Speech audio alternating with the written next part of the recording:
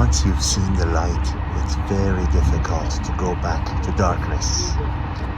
This advice, this golden advice that has lasted in many cultures in different forms but meaning the same thing, permeates all aspects of life. It basically, to me, it means once you've experienced the good life, once you've experienced something better, it's very hard, very painful to be drawn back into darkness or drawn back into the ordinary or drawn back into a lower status from the high status that you've experienced in the past. Once you've been exposed to the good life, to the higher position, to a better situation, it's good and bad because it's good because obviously you're experiencing something that you never knew even existed before. You've been exposed to a higher quality of a situation. That's the good part. The bad part is if something happens and you're drawn back into the darkness, into a lower position, it will be much more painful than before when you had never experienced the higher situation. By higher, I mean whatever you want it to mean. For some people, it's as simple as once you've driven a very nice car, it's very hard to go back to a beat up old Japanese shoebox. Once you've spent the night in a 5-star luxury hotel, it's very hard to go back to Motel 6. Once you've had a very good relationship with an easygoing, compatible, agreeable woman, it's very hard to go back to ones that are difficult and have rules and are just unpleasant to be around. Once you've had Chateaubriand with a Béarnaise sauce, it's very hard to be impressed with a McDonald's burger. You get the idea. Once you've experienced a higher situation in life, it's very hard to go back. Once you've seen the light, it's hard to go back to darkness. How do you prevent that? You can't. It's as my old departed friend used to say, such are the bitter facts of life.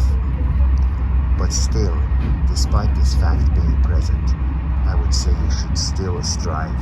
Obviously, without a shadow of a doubt, you should still strive to experience the better part of life. The thing is, unless you experience it, you don't know that it exists.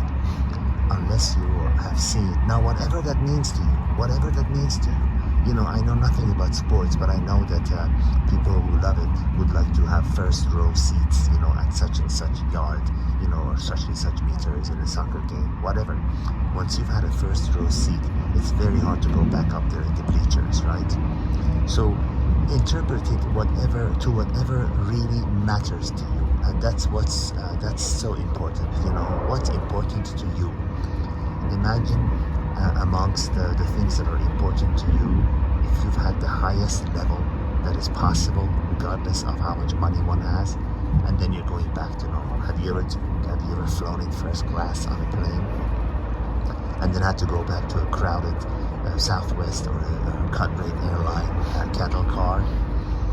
Interpret it any way you wish, whatever is important to you, because what's important to me might be worthless to you, and vice versa. But the point of this video is, you should still strive to have the very best of what's important to you. Otherwise this life is a total waste. Otherwise you've just lived and not really experienced the true joy of life. You've just existed. You've just gone through the motion of waking up, working, paying the bills, and sleeping. And who the heck wants that? Do whatever it takes. You owe it to yourself. You owe it to yourself to strive and have the very best of whatever it is that is important to you. Be that relationship, be that automobile, be that clothes, meal, good seat at a game, sports game, whatever it is, you owe it to yourself. You owe it to yourself every day to do whatever it takes. And the key sentence here is whatever it takes to make that possible for yourself. Signing off here with this brief but extremely important fact of life that applies to all living human beings. Just a few miles from the city of Cannes in the south of France. All the best to you.